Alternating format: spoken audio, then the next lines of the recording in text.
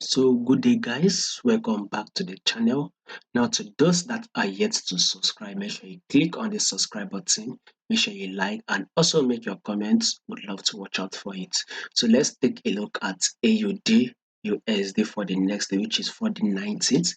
So we would start with the trend by going to the daily time frame, and we can see that this is an uptrend move. Basically, markets give us three movements. We all know that: an uptrend move, a downtrend move, and a range market move. So we can clearly see that this is an uptrend move. We all know that once it is an uptrend move, all we have to do is wait for an opportunity to go ahead and take the buy and go long.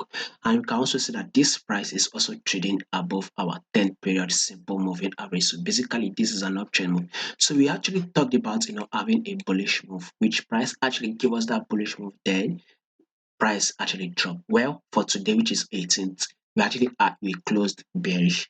There's no disputing of the fact that price actually first gave us a bullish move.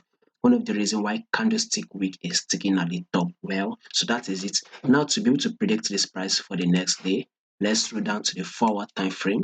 Like we said, the trend you can see on the forward time frame. This is clearly an uptrend move. So we will want to go eyes like that. So now let's see if this pullback will be over by going to the using our Fibonacci retracement tool. I use it a lot, right? So now let's start.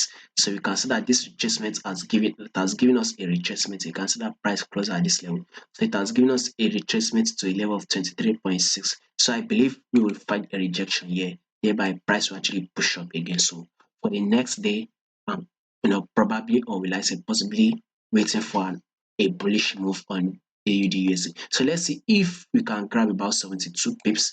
I would want to take out this eyes. By the way, it just depends on when you are watching it, because the market is yet to close. If you are watching it early, if you are watching it late, the market should have moved further than that.